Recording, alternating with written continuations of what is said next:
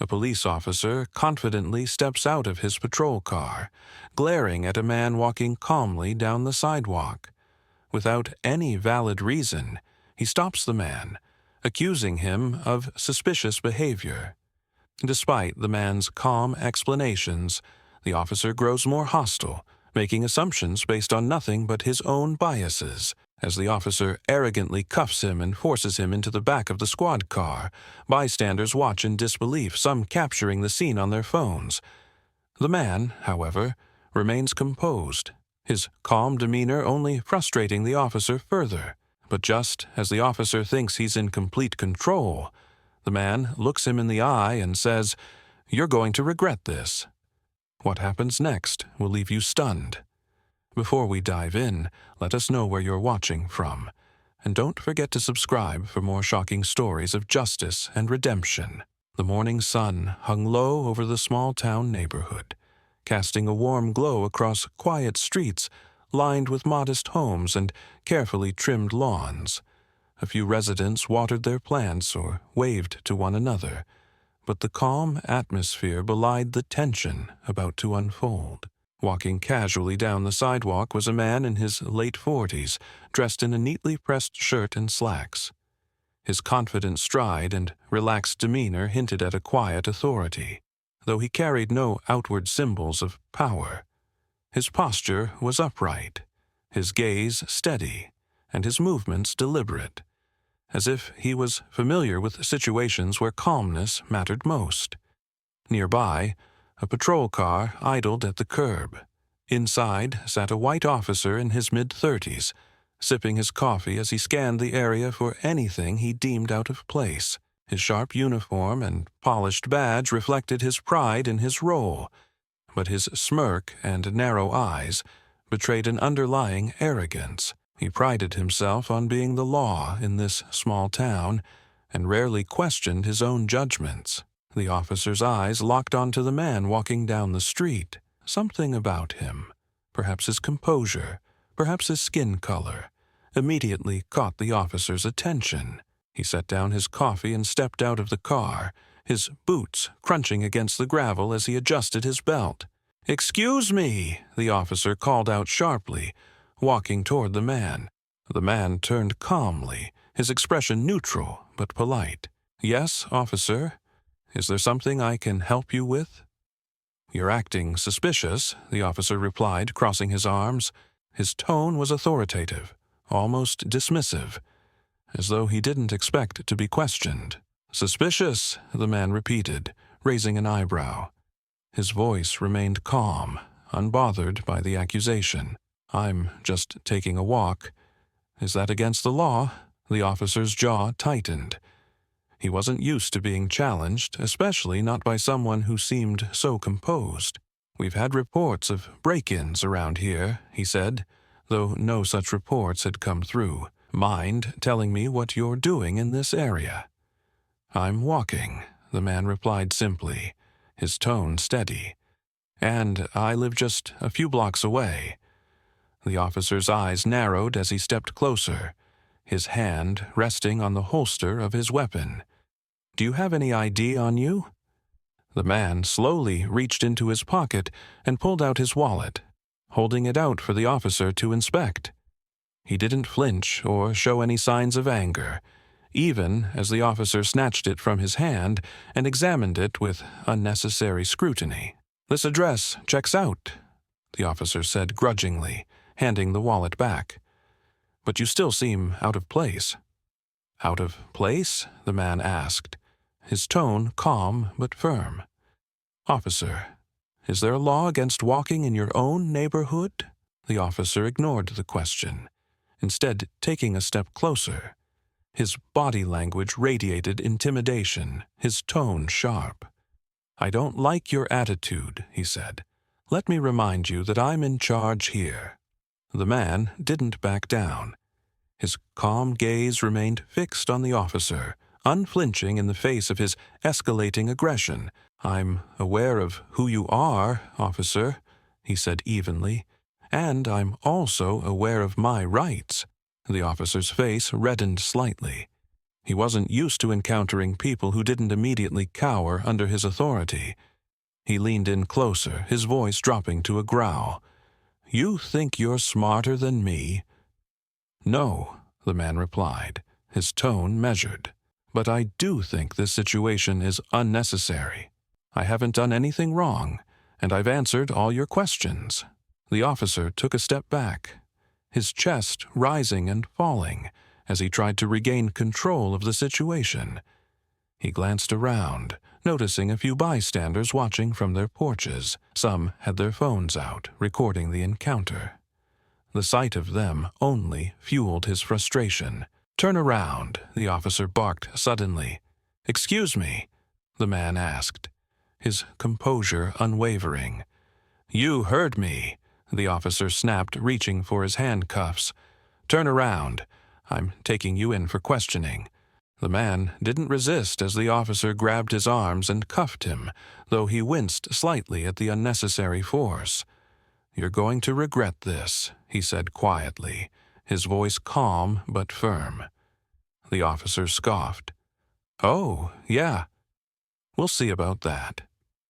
The man was led to the patrol car, the officer's grip firm on his arm. As they passed the growing crowd of onlookers, the man's gaze remained steady, his expression unreadable.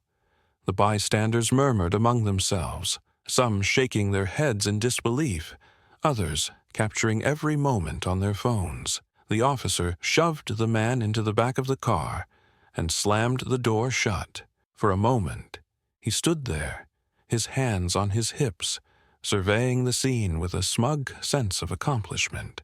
He glanced at one of the onlookers, a younger man holding up his phone. "Put that away," the officer snapped. "You're gonna regret this," the young man muttered under his breath, lowering the phone but not stopping the recording. The officer climbed into the driver's seat and started the engine. Casting one last glance at the man in the back seat, he couldn't help but feel a flicker of unease at the man's calm demeanor, but he quickly shook it off. The patrol car drove off, leaving behind a neighborhood that was no longer quiet. Conversations buzzed among the residents, the tension in the air palpable. The officer, however, felt a surge of self-satisfaction as he radioed in the arrest. But the man in the back seat remained calm, his gaze fixed out the window.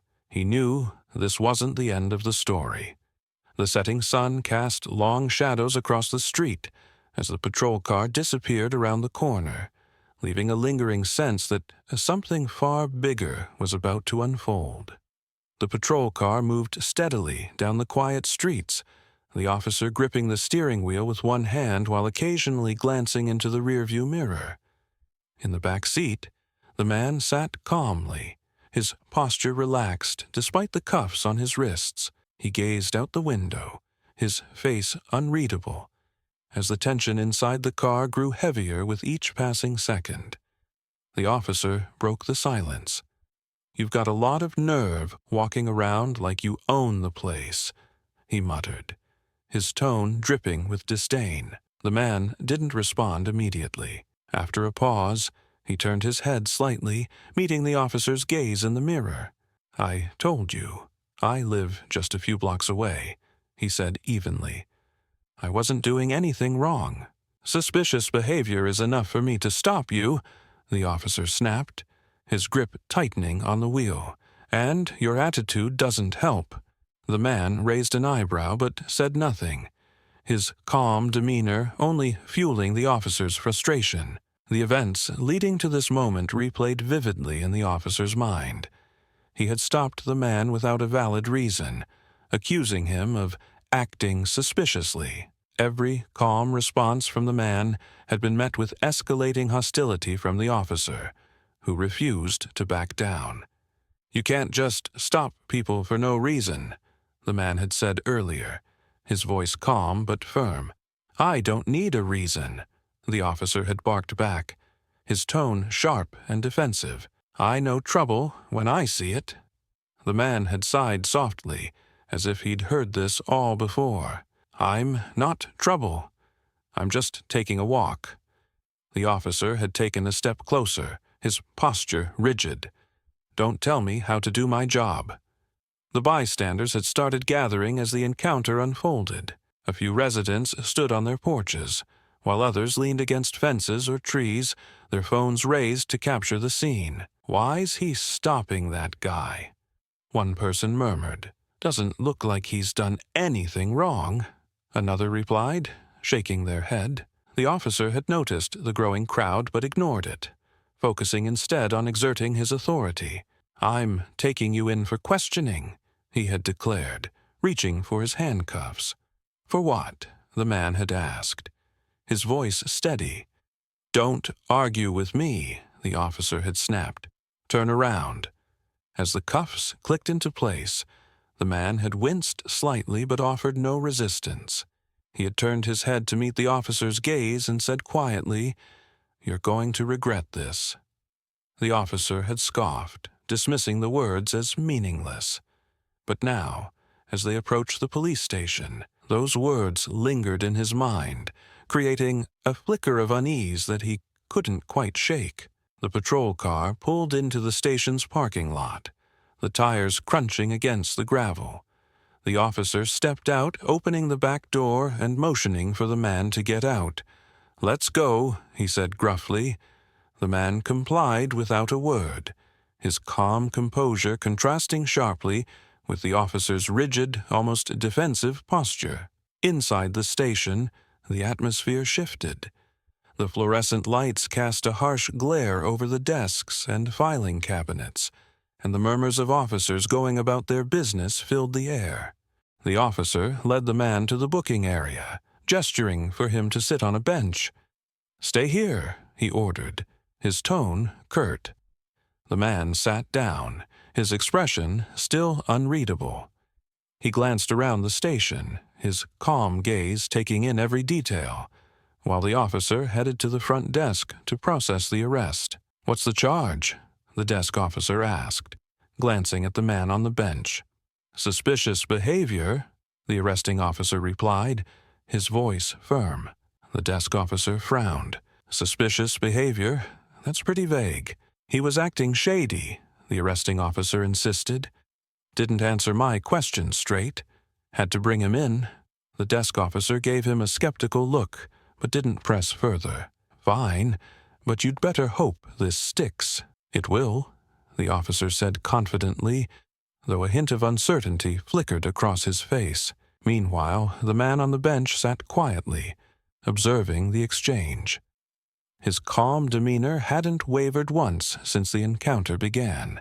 He seemed almost amused by the officer's attempts to justify the arrest, though he didn't show it outright. A few other officers in the station began to take notice. They exchanged glances, clearly sensing the tension in the air. "Who's the guy?"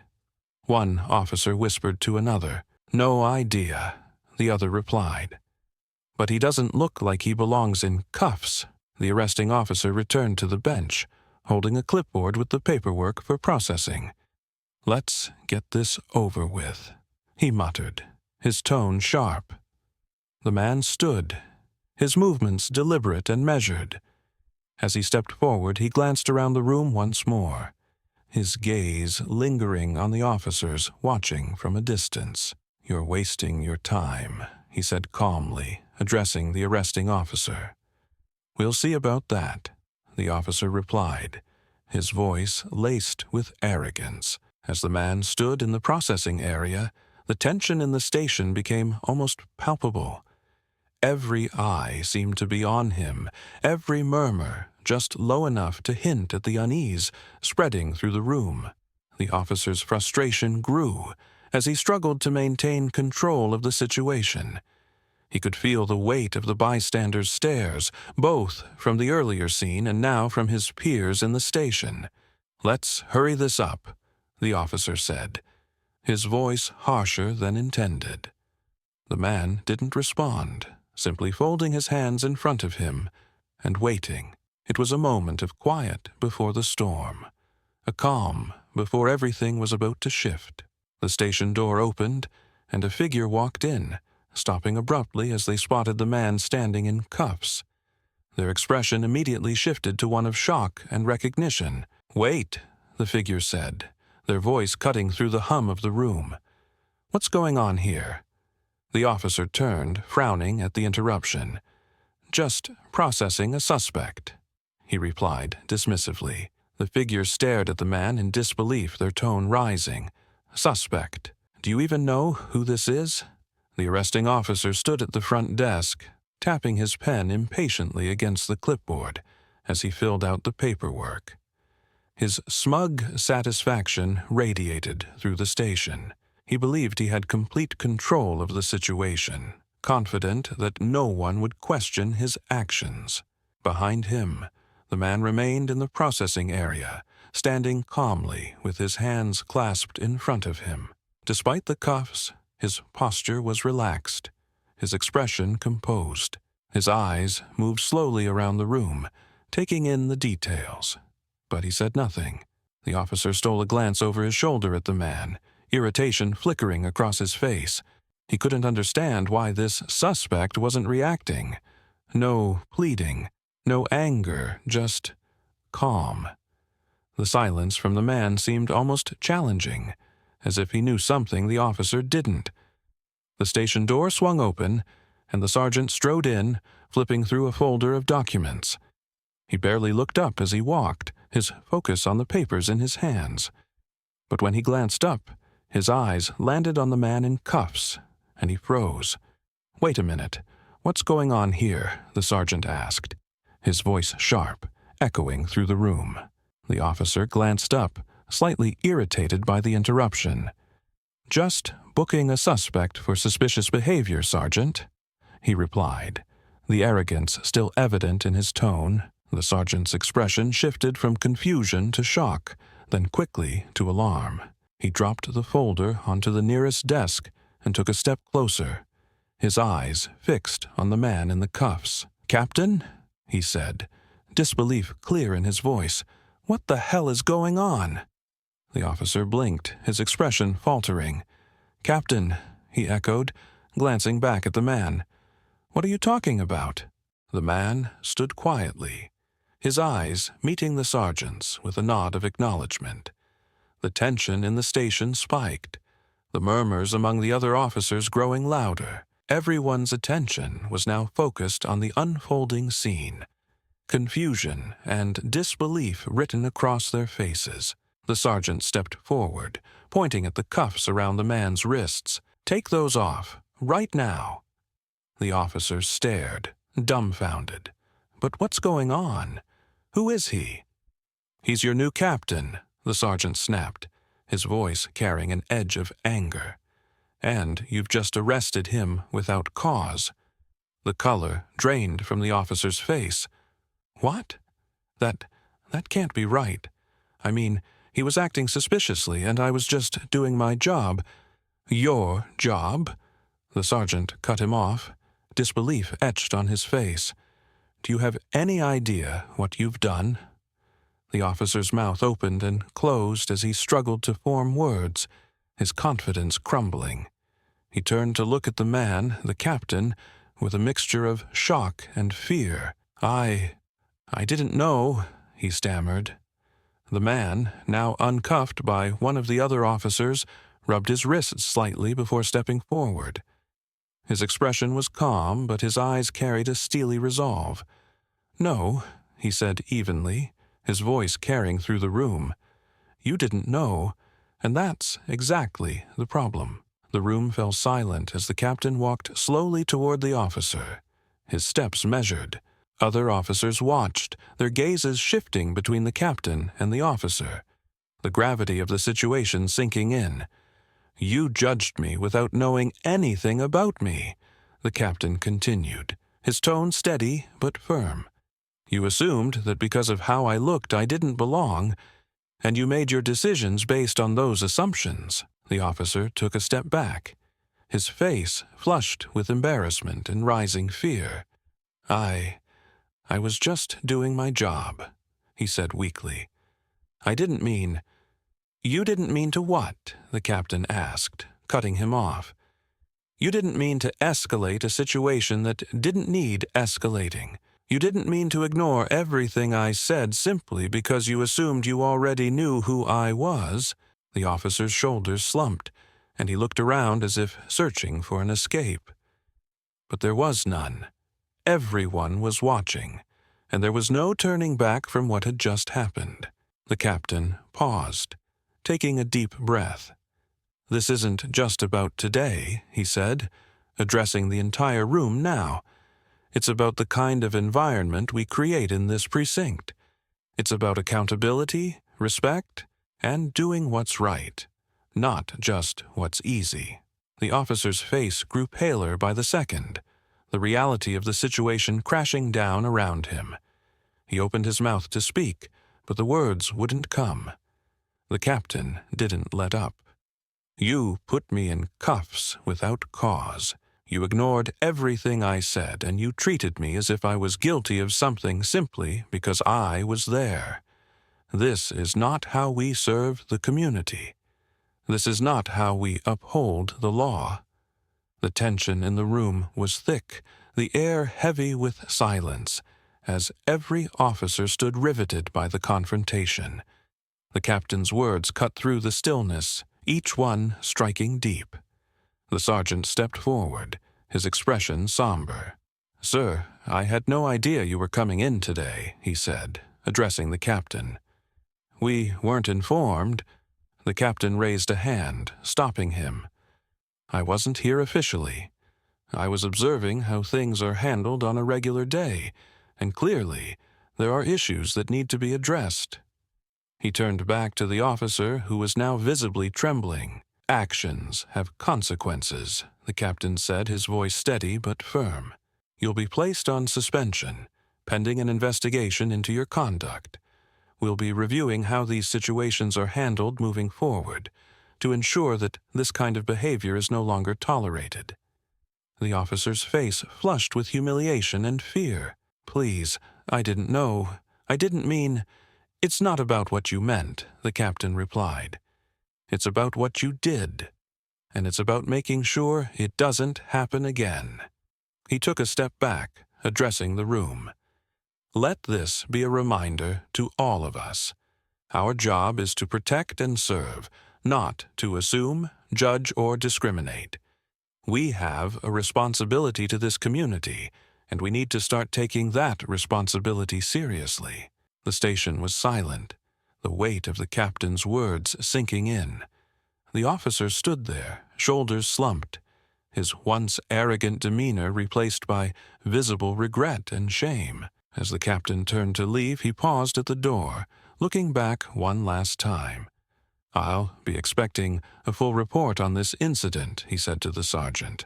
"And I'll be meeting with the department heads to discuss changes that need to be implemented. This is just the beginning." The officer's eyes were glued to the floor, unable to meet the captain's gaze. The shift in power was undeniable, and the lesson was clear. Arrogance and prejudice had no place in their precinct. The captain left the station, the door closing softly behind him. Inside, the tension was still thick, but the message was clear. Things were going to change. The other officers exchanged glances, their expressions a mix of shock, relief, and reflection. The officer who had made the arrest remained rooted to the spot, his face flushed, his hands trembling slightly. Everything he had built his authority on had been shaken to its core, and the consequences of his actions were only beginning to unfold. The officer stood frozen in the middle of the station, his mind racing as the weight of the captain's words sank in. The entire room was silent, the murmurs and movements of the other officers from earlier now replaced by a heavy tension. His once confident demeanor had completely collapsed, leaving behind a man overwhelmed by shame and fear. The captain stepped forward, his calm and authoritative presence filling the room. He glanced at the officer, then at the sergeant and the other onlookers. "I think it's time I explain why I'm here," he said, his tone even but resolute. He turned his gaze back to the officer, who shifted uncomfortably under the scrutiny. This wasn't just an ordinary encounter. the captain continued. "I wasn't here by accident. This was a test, a review of how this precinct handles situations like these." The officer's eyes widened, his face paling even further. A test," he stammered, his voice barely above a whisper. "Yes," the captain confirmed. "Over the past few months, we've received multiple complaints about biased behavior within this precinct. As part of an internal review, I was asked to observe how things are handled on the ground. Today, you showed exactly why those complaints exist." The room erupted into murmurs as the other officers exchanged shocked and uneasy glances. The sergeant looked stunned, his hands gripping the edge of a nearby desk. The officer shook his head, his voice trembling. I didn't know," he stammered. "I thought you were just—" "You thought I was just another black man walking down the street," the captain interrupted, his tone firm but controlled. "You didn't stop to consider that I might be more than your assumptions. You didn't give me a chance to explain. You escalated the situation without cause, and you treated me as if I were guilty before I even said a word." The officer's mouth opened and closed, but no words came out. His peers looked on, some with pity, others with thinly veiled disapproval. The captain took a deep breath, his expression softening slightly. "This isn't about humiliating you," he said. "It's about accountability. Your actions today exposed a serious problem in how we serve this community, and it's my job to make sure that changes." The officer's voice cracked as he tried to speak. I'm sorry," he said, the words stumbling out awkwardly. "I didn't mean to. I wasn't trying to. You weren't trying to be malicious," the captain finished for him. "But your biases influenced your actions. And whether intentional or not, those actions have consequences." The officer's head hung low, his hands fidgeting nervously at his sides. I didn't realize." "That's the problem," the captain replied. "You didn't think. You didn't realize. And because of that, you failed to uphold the values we're supposed to represent as law enforcement officers. Protecting and serving isn't just a slogan. It's a responsibility, and that responsibility includes treating everyone with fairness and respect, no matter who they are or what they look like." The captain paused, his gaze sweeping across the room to address the other officers. "This isn't just about one person," he said, his voice steady but powerful. "It's about the culture we've allowed to grow in this precinct. A culture that lets these kinds of incidents happen without accountability. That ends today." He turned back to the officer, his tone softening slightly. "I'm not saying this to destroy you. I'm saying this because I believe people can change. But change only happens when we acknowledge our mistakes and commit to doing better." The officer nodded weakly, his voice barely audible. "I understand," he said. "I hope you do," the captain replied, "because moving forward, we're going to hold everyone to a higher standard, including you." He straightened his posture, his voice firm once more. "Effective immediately, you're suspended pending an investigation into your conduct. During that time, you'll also be required to attend sensitivity and bias training. This isn't optional, it's mandatory." The officer's face fell even further, the weight of his actions and their consequences fully sinking in. "Yes, sir," he said quietly, his tone filled with regret. The captain nodded, then turned to address the room once more. "Let this be a lesson for all of us," he said. "The trust of the community we serve is not something we're entitled to. It's something we have to earn every single day. And the only way to earn that trust is by holding ourselves to the highest standards of fairness, accountability, and respect." The other officers stood silently, their expressions a mix of reflection and discomfort. The sergeant cleared his throat, stepping forward. "Captain," he began, I think I speak for everyone here when I say we have a lot to learn from this. Thank you for bringing this to light." The captain nodded, his expression serious but not unkind. "Change isn't easy," he said, "but it's necessary, and it starts here with all of us." He turned back to the officer one final time. "I hope you take this opportunity to reflect and grow, because the person you were today isn't the person this department needs you to be." The officer nodded again, unable to meet the captain's gaze. "I will," he said quietly. As the captain walked toward the door, he paused and turned back to face the room. "This is just the beginning," he said. "I'll be meeting with the department heads to discuss further reforms. We have a lot of work to do, but I believe we can create a precinct that serves this community with the integrity it deserves." With that, he stepped outside, the door closing softly behind him. Inside, the station was silent. The officers left to process the gravity of what had just occurred. The officer stood in the middle of the room, his shoulders slumped and his face pale. His peers avoided his gaze, their own expressions ranging from discomfort to quiet disappointment. The sergeant placed a hand on his shoulder. "You've got a long road ahead," he said quietly. "But if you're willing to change, maybe you can still make things right." The officer nodded, though he wasn't sure what the future held. All he knew was that his arrogance and prejudice had been laid bare, and the road to redemption would be anything but easy. The station was quiet after the captain's departure, the air heavy with the weight of his words.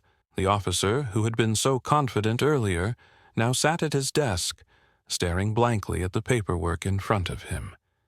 His once proud reputation had been shattered, not just in the eyes of the captain, but in front of his colleagues. He knew his suspension and mandatory sensitivity training weren't just punishments. They were consequences of his own arrogance and prejudice. The thought of facing the community he had sworn to serve, now knowing how his actions had betrayed their trust, was almost unbearable. He would need to confront not only his peers but also himself, if he ever hoped to make amends. Meanwhile, the captain walked out of the station and paused on the sidewalk, taking in a deep breath of the crisp air. His calm composure remained intact, but inside he felt a mix of emotions. He had faced countless moments of prejudice throughout his career, but this one had been different.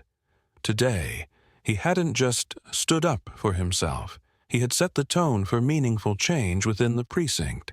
As he looked back at the station, his thoughts turned to the challenges ahead. He knew the road wouldn't be easy. Changing a culture rooted in bias and complacency would require persistence and patience. But he felt a renewed sense of purpose, knowing that taking this stand was the right thing to do. Over the following weeks, the station began to implement significant reforms. The board of directors, upon reviewing the incident, mandated improved training programs focused on sensitivity, implicit bias, and community engagement. Supervisors were instructed to ensure fair and transparent processes for both hiring and daily operations. The captain led these efforts with a firm yet approachable leadership style, emphasizing accountability while fostering open dialogue among the officers. His actions inspired others to speak up about their own experiences and concerns, creating an environment where change felt possible. Some officers who had initially resisted the reforms began to come around, acknowledging that the precinct could only earn the community's trust by first addressing its own shortcomings. "We needed this wake-up call," one officer admitted during a training session. "We can't keep pretending everything's fine when it's not." For the arrested officer, the suspension was a humbling experience. During his time away, he attended sensitivity training sessions that forced him to confront the biases he had never acknowledged. The stories shared by others in the training sessions opened his eyes to the impact of his actions, not just on the individuals he targeted, but on the broader community he had vowed to protect. When he eventually returned to the precinct, he was no longer the same man. His once arrogant demeanor had been replaced by humility, and he approached his work with a newfound respect for the people he served. Though earning back the trust of his colleagues and community would take time, he was determined to prove that change was possible. The ripple effects of the captain's leadership extended far beyond the precinct. Community members began to notice the difference in how officers interacted with them. More respect, more patience, and less judgment. Some even expressed gratitude to the captain for taking a stand and setting an example. "Thank you for what you've done," one local resident told him during a community meeting. "We've needed someone like you for a long time." The captain nodded humbly, reminding the resident and everyone else in the room, "This isn't just about me. Change requires all of us. It's about holding each other accountable and creating a community where everyone feels safe and respected." As he reflected on his journey, the captain felt a sense of fulfillment he hadn't experienced in years. He thought about the challenges he had faced as a young officer, often having to work twice as hard to prove himself in a system that didn't always see him for who he truly was. Those experiences had shaped him into the leader he was today. A leader who understood the value of fairness, accountability, and humility. He knew the fight against prejudice wasn't over. There would always be more work to do, more minds to change, and more systems to improve. But standing firm in moments like this gave him hope that progress was possible. The story served as a powerful reminder to everyone in the precinct and beyond about the dangers of prejudice and the importance of justice. It highlighted how accountability can lead to growth, and how one person's courage to challenge injustice can spark meaningful change. For the captain, it wasn't just about correcting one officer's behavior. It was about transforming an entire culture, one step at a time. And for the officers under his leadership, it was a chance to reflect, grow, and recommit to the values they had sworn to uphold. In the end, this wasn't just a story about an officer or a captain. It was a story about the power of humility, the strength in standing up for what's right, and the hope that comes from believing in a better future for everyone. As the captain walked out of the precinct, he felt a sense of resolve. His actions had sent a clear message. Prejudice and arrogance had no place in their community or their department. The ripple effects of that day would be felt for years, as his leadership became a catalyst for change. Inside the precinct, officers reflected on what had unfolded, realizing the importance of holding themselves to a higher standard. But this story isn't just about an officer or a captain. It's about challenging injustice and building a better future for everyone.